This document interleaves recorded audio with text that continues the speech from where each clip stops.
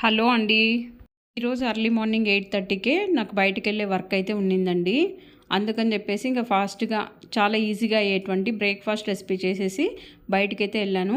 వచ్చినదేమో afternoon నుంచి ఇంట్లో అయితే మంచినీళ్ళ కుళాయి వేపించాలని చెప్పేసి ఇక నేను మా హస్బెండ్ ఇద్దరు కూడా దగ్గరుండి ఆ గుంత తవ్విచ్చేసి వేయించుకున్నామండి.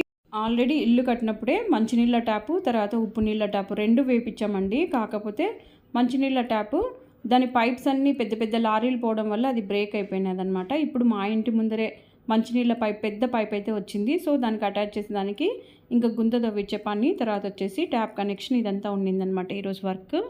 ఇక నేను వీడియో వ్లాగ్ లాగా చేస్తుంటాను కాబట్టి ఇవన్నీ చెప్తుంటాను నేను. ఇక మీరైతే బోర్గా అయితే ఫీల్ కావద్దండి. ఇదండి ముగ్గులు అయితే బాగా వేస్తాను నేను.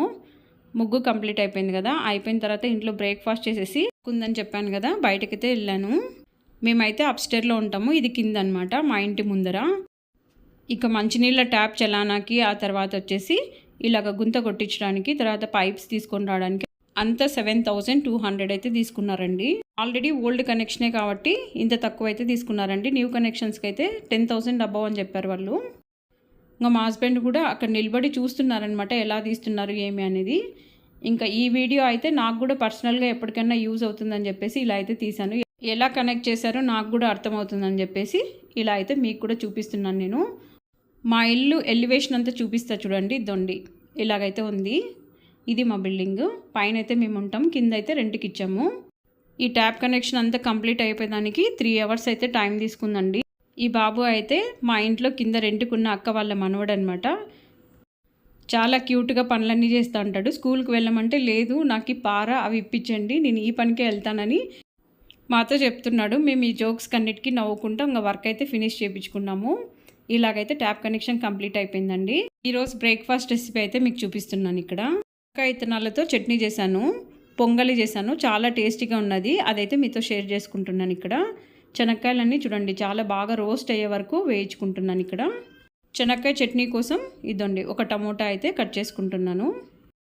ఇంకా ఈ విధంగా చేసుకున్నామంటే రైస్లో కూడా చాలా టేస్టీగా అయితే ఉంటుందండి. ఒకసారి అయితే ట్రై చేసి చూడండి. అన్ని రైనీ సీజన్ వచ్చేసరికి ఇదండి ఈ విధంగా బ్లాక్గా అయితే అవుతాయి. మీకు చూపిస్తా చూడండి ఎలాగ ఉందో. ఇంక ఇలాగనే కట్ చేయకూడదండి, నీట్గా వాష్ చేసుకున్న తర్వాతనే క్లీన్ చేసుకోవాలా. అంతా ఫంగస్ ఉంటుంది కాబట్టి చాలా డిసీజెస్ అయితే వస్తాయండి. అందుకని నీట్గా క్లీన్ చేసుకొని ఇలా కట్ చేసుకోవాలా. శనక్కాయ ఇత్తనాలన్నీ వేయించుకునేవి ఒక ప్లేట్లోకి అయితే వేసాను చూడండి. బాగా చల్లారిన తర్వాత చట్నీ చేస్తే చాలా రుచిగా ఉంటుంది. ఒక శనక్కాయ ఇత్తనం తీసుకొని చూపిస్తున్నా మీకు, ఇంతగా రోస్ట్ కావాలన్నమాట. ఇదండి కొద్దిగా ఆయిల్ వేసుకొని ప్యాన్లోకి ఫస్ట్ పచ్చిమిర్చి అయితే వేయిస్తున్నాను చూడండి. ఆ తర్వాత ఆనియన్ అయితే వేస్తాను. నేను ఈరోజు ట్యాప్ కనెక్షన్ అయితే ఎంత అవుతుంది ఏమీ షేర్ చేసుకున్నాను కదా. ఇల్లు కట్టించుకుంటే ఇలాంటి ఖర్చులు అయితే చాలా వస్తాయండి. ఏదన్నా పైప్స్ బ్లాక్ అయినా లేదా ఇంట్లో ట్యాప్స్ ఏదైనా రిపేర్ అయినా. ఇంకా ప్రీవియస్ వీడియోస్లో నేను చాలాసార్లు షేర్ చేసినాను ఎలాగ మా ఇంట్లో రిపేర్స్ వచ్చినప్పుడు మనుషుల్ని పిలిపించి చేయించేది. ఇదంతా కూడా చాలా వర్క్ అయితే ఉంటుందండి. ఏదో ఇల్లు కట్టించుకున్నారు హ్యాపీగా ఉన్నారు అనుకుంటే మనుషులైతే హ్యాపీగానే ఉంటారండి. వాటి వెనకాల ఈ ఖర్చులు, తర్వాత ఈ రిపేర్స్ ఇవన్నీ కూడా వస్తూనే ఉంటాయి. కట్టించుకున్న తర్వాత మెయింటెనెన్స్ ఖర్చులు కూడా చాలా ఎక్కువ అయితే వస్తాయండి. చాలామంది వీడియోలు వ్లాగ్ రూపంలో పెడుతుంటారు, కానీ పర్సనల్స్ అయితే చాలా వరకు రివీల్ చేయరండి. నేనైతే అందరికీ తెలుస్తుంది కదా ఇదో ఎలా ఖర్చులు వస్తాయి, ఎలాంటి రిపేర్స్ వస్తాయి అని చెప్పేసి అలా చిన్న రిపేర్లు మా ఇంట్లో వచ్చినా కూడా నేనైతే పోస్ట్ చేస్తూ ఉంటాను. ఇదండి శనక్కాయ పచ్చళ్ళలోకి శనక్కాయలన్నీ వేసాను. తర్వాత ఇవన్నీ బాగా చల్లారినాయి. వేయించుకునేవన్నీ కూడా అందులోకి వేసేసి కొత్తిమీర కొద్దిగా, ఆ తర్వాత చింతపండుని కొద్దిగా నానబెట్టుకున్నానండి, అది కూడా వేస్తాను. రాళ్ళ ఉప్పునైతే ఇంత వేస్తున్నాను. చింతపండు చూడండి ఇంత క్వాంటిటీ. ఇంకా వాటర్తో కలిపి అలాగనే వేసేస్తాను. నున్నగా గ్రైండ్ చేసుకుంటే చాలా టేస్టీగా ఉండేటువంటి శనక్కాయ చట్నీ అయితే రెడీ అయిందండి. ఇంకా దీంట్లోకి కొద్దిగా పోపు పెట్టేసుకున్నామంటే ఇంత టేస్టీగా ఉంటుంది. ఈ చట్నీ అయితే పొంగల్లోకే కాదు రాగి సంగట్లోకి చాలా టేస్టీగా ఉంటుంది. ఇంకా చట్నీలు బాగా ఇష్టపడే వాళ్ళకి చపాతీలు, రొట్టెల్లోకి కూడా చాలా ఇష్టంగా తింటారండి. ఇందులోకి పోపు వేయడానికి చూడండి కొద్దిగా ఆయిల్ తీసుకొని శనగపప్పు, ఆవాలు, జీలకర్ర, కొత్తిమీర, కొద్దిగా ఎండుమిరపకాయలు ఇవన్నిటిని వేసేసాను. కొద్దిసేపు అలా వేయిస్తే సరిపోతుందండి, లేకుంటే మాడిపోతుంది. ఇంకా తర్వాత దీంట్లోకి అయితే కలిపేసుకుంటున్నా చూడండి. సింపుల్, చాలా ఈజీగా శనక్కాయ చట్నీ అయితే తయారు చేసుకోవచ్చండి. చాలా టేస్టీగా కూడా ఉంటుంది. ఒకసారి అయితే ట్రై చేసి చూడండి. ఎలా వస్తుందో కామెంట్ సెక్షన్లో తెలియజేయండి. గ్లాస్తో బియ్యం తీసుకున్నాను, తర్వాత ఎంత గ్లాస్తో తీసుకున్నాను, రెండు మెజర్మెంట్ కూడా చూపిస్తున్నాను మీకు ఇక్కడ. ఇంకా వీటిని అయితే బాగా నీట్గా వాష్ చేసుకుంటే సరిపోతుంది. ఒక 2 సార్లు అయితే వాష్ చేసుకున్నానండి. వాష్ చేసుకున్న తర్వాత తగినంత వాటర్ వేసేసి విజిల్లు పెట్టేస్తాను. చాలా త్వరగా అయితే అయిపోతుంది. కుక్కర్లో పెడతామండి, కానీ కుక్కర్లో నుంచి పొంగిపోతుంది చూడండి. స్టవ్ క్లీన్ చేయడానికైతే చాలా టైం అయితే తీసుకుంటుందండి. ఇదే ప్రాబ్లం నాకు. ఇంకేమంటే కుక్కర్లో పెడితేనే చాలా మెత్తగా ఉడుకుతుందనమాట.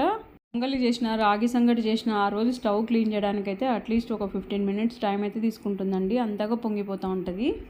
అన్నీ ఉడికిపోయినాయి, పక్కన పెట్టేసుకున్నాను. ఆయిల్ వేసేసుకొని అందులోకి కొద్దిగా కాజు, శనగబాళ్ళు, కొద్దిగా ఆవాలు, జీలకర్ర, నిలువుగా కట్ చేసుకున్న పచ్చిమిర్చి కూడా వేసుకున్నాను. ఇందులోకి పసుపు ఇంత క్వాంటిటీ అయితే వేసుకున్నానండి.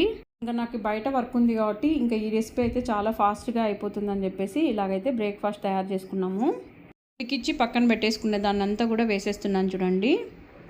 ఇంతే, చాలా సింపుల్ కదండి. ఏదన్నా వర్క్ ఉన్నప్పుడు ఇలాంటి సింపుల్ రెసిపీలు చేసుకుంటే చాలా రిలాక్స్గా అనిపిస్తుంది కదా. ఇదండి, ఇంతే. కొద్దిగా నెయ్యి వేసుకొని శనక్కాయ పచ్చడి పక్కన పెట్టేసుకొని తిన్నామంటే చాలా టేస్టీగా అయితే ఉంటుందండి. రెసిపీని ఇలాగ సాఫ్ట్గా చేసుకుంటే ఎంత తిన్నా తిన్నట్టుగానే ఉండదండి. చాలా టేస్టీగా అయితే ఉంటుంది. ఎంతమందికి పొంగలి శనక్కాయ పచ్చడి అంటే ఇష్టం అండి. ఈ కాంబినేషన్తో ఎంతమంది ఇష్టపడతారో కామెంట్ సెక్షన్లో తెలియజేయండి. పెళ్ళిళ్ళకి వెళ్ళినప్పుడు ఇలాగ చాలా సాఫ్ట్గా ఉండేటువంటి పొంగల్నే కదండి మనకి టిఫిన్గా పెడుతుంటారు. ఇదండి, ఇలాంటిది మనం ఇంట్లోనే తయారు చేసుకోవచ్చు. ఎవరికన్నా పొంగల్ చేసుకోవడానికి రాకపోతే ఈ వీడియో చూస్తూ ఒకసారి అయితే ట్రై చేసి చూడండి. ఎలా కుదిరిందో కామెంట్ సెక్షన్లో తెలియజేయండి. రోజు మామిడికాయ ముక్కలతో రెసిపీ కూడా పచ్చడి చూపిస్తున్నానండి. మార్కెట్లో చూడండి, మామిడికాయలు అయితే 1 కేజీ 40 రూపాయలని తీసుకొచ్చాడు. ఎస్టర్డే వీడియో పోస్ట్ చేశాను కదండి, చికెన్ రెసిపీలోకి కొద్దిగా యూజ్ చేశాను. 1 కాయ అంతా అలాగనే ఉండిందండి. ఇంకా దాన్ని అయితే కట్ చేసి ముక్కలు చేసుకొని ఈ విధంగా పచ్చడి అయితే చేస్తున్నాను. ఇంట్లో మా హస్బెండ్కి ఈ కాయల్ని ఊరగాయ కాయలని ఇచ్చారంటండి. ఇలాగ ఇస్తారు ఎవరైనా ఊరగాయ కాయలంటే. పచ్చిక లేకోకుండా మాగినట్టుగా అనిపిస్తున్నాయి ఇవి. ఈ విధంగా పచ్చడి చేసేసాను.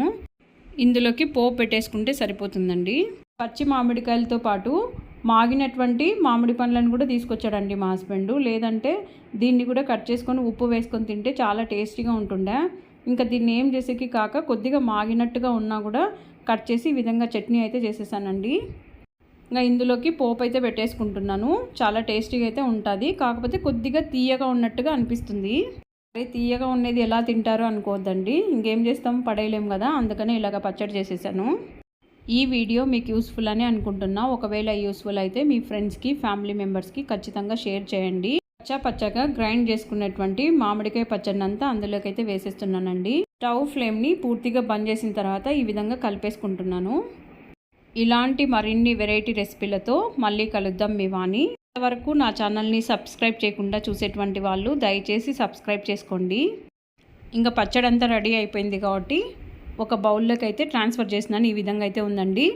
ఈరోజు మా ఇంట్లో బ్రేక్ఫాస్ట్ చూడండి, ఈ విధంగా శనక్కాయ పచ్చడి, ఆ తర్వాత మామిడికాయ పచ్చడి, వేడిగా పొంగలి, ఈ విధంగా మార్నింగే తయారు చేసుకున్నాను. మీకు ఎలా అనిపించాయో కామెంట్ సెక్షన్లో తెలియజేయండి. మీ ఇంట్లో ఏం బ్రేక్ఫాస్ట్ చేసుకున్నారో అది కూడా కామెంట్ చేయండి. పిగ్గా నేను చెప్పేవన్నీ వింటారు చూడండి, చాలా హ్యాపీ అనిపిస్తుంది నాకు. ఇంకా బ్రేక్ఫాస్ట్ టైం అయిందని చెప్పేసి బ్రేక్ఫాస్ట్ని అయితే సర్వ్ చేసుకుంటున్నాను. నా ఛానల్ నచ్చినట్లయితే లైక్ చేయండి, షేర్ చేయండి, సబ్స్క్రైబ్ చేయండి. థ్యాంక్ యూ అండి. Thanks for watching.